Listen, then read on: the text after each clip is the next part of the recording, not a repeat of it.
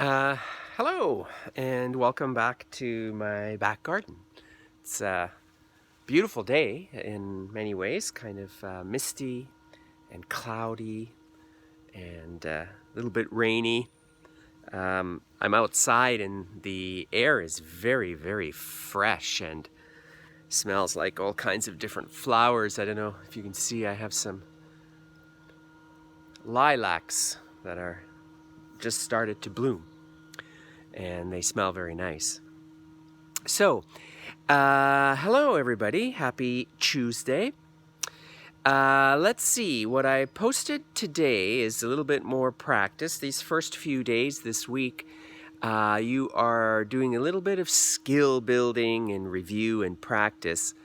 And I'm looking forward very much to meeting on Zoom tomorrow because I think we have a great deal to talk about. So, for morning students, we will meet at our usual time, Wednesday, 10:30. And afternoon students, also our usual time, on Wednesday at 1:30. And today what I have posted are some little bit more work on present perfect that you've been kind of reviewing. You'll watch another video about present perfect. I think a useful video. This one goes through, reviews again the uses of the present perfect, when we use it, and what it means, how it's different than simple past. And it talks a little bit about the sort of most common uses, okay, for events that occurred or started in the past and are still true today. I have lived in Nanaimo for many years. There you go. There's an example. I have lived here for 6 years. So I started living here at some point in the past, and I'm still living here today. We also use it in cases where the time frame is not completed. Okay? I have worked every day this year. Of course, 2020 is not finished. So if I am talking about how much I've worked this year, I have worked every day this year. I use that particular tense because the year is not over. Every day I have worked in my garden. That means the year again is not over. Another time we use it very often is with the word since. Since 2006, I have been a teacher. So very often you'll see people use it with the word since. The other time people use it is when the actual time when the event occurred is not important. I have been to France. I have visited France. I have traveled by airplane. And in all those sentences, the time when I have done these things, is not important. Instead, it's the fact that we're talking about travel or living that is important. So this video gives you another presentation. I think the hardest thing is we just use have conjugated for the subject, but the hardest thing is really remembering all those past participles.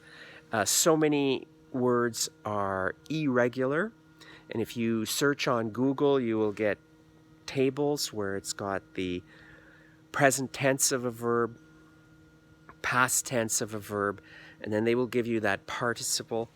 That's hard work because there are so many irregularities, and you just have to memorize them. So that's the big challenge with that one. So I didn't put a quiz on today, but instead I thought it would be a good chance. I see almost everybody was able to submit an assignment. I thought I would put a second assignment and maybe a little bonus assessment. One of the skills that students at your level have to prove or show is that they can follow instructions. And I gave you some instructions for how to access an assignment and submit it on Edmodo, and pretty much everybody was able to do that following those instructions. So maybe we'll use that as another little small assessment.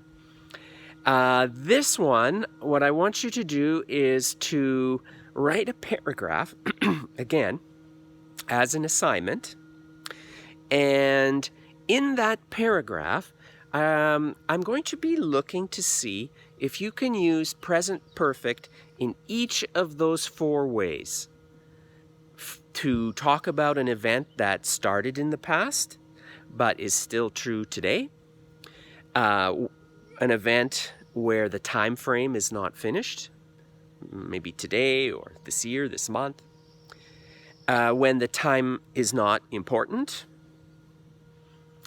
And for the last one, using the word since. So for example, I have lived in Nanaimo for many years.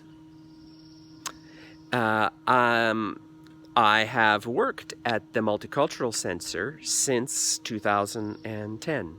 Or I could say that one. Since 2010, I have worked at the Multicultural Center. I have visited Victoria. What was the first one? The last one. I think I got them all, didn't I? There was one more. Whenever I do this, I always forget one. I have visited Victoria. That's where the time frame doesn't matter. Oh, today I have talked to many students. And of course, today is not over, so that would be an example. The question is in the assignment, because our theme is going to be about talking to people and communicating with people, both in a business, professional way, in a friend way, in a networking way. That's going to be our central theme in terms of language and speaking and getting comfortable with that. So you will find another exercise on social networking that you'll read and work on. And then the question for the paragraph is, since you have lived in Nanaimo, do you find it difficult or easy to make friends and interact with people? Pretty straightforward question. So that's a little bit for today. I look forward to seeing everybody tomorrow. We will meet on Zoom, 10:30 for morning students, 1:30 for afternoon students, and we will talk about present perfect. We will talk about social networking and answer any questions you might have about how to use the assignment function, okay? And we still have a writing assessment to do, but tomorrow after we meet, if everybody is feeling comfortable that they know how to use the assignment function in Edmodo, what we'll do is we'll have that last assessment for community, which is the writing assessment, most likely on Thursday. That's only if everyone feels good about submitting assignments. So hope you have a good day. Take care. See you tomorrow. Enjoy the rain. Make sure you spend a little bit of time outside if you can. Look how green everything is. It's so green. The plants, the grass, the moss, the trees. I have friends who live in Calgary, and it is still brown. My sister who lives in Saskatchewan had snow a couple days ago. So I hope you have a chance to take a little bit of time, smell the air, because it is a beautiful day. I do like rainy days. Do you like rainy days? I do. Take care and see you tomorrow.